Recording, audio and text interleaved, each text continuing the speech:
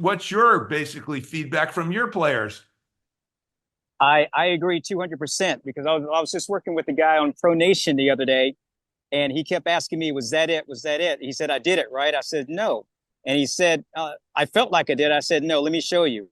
Only when they can see it do they realize that what they think they're doing and what they're actually doing is two different things. The visual never lies, and you got to be able to break it down in such slow motion or synced increments to where they can see the minutia that they're not able to see when it's in fast motion, when it's in regular speed.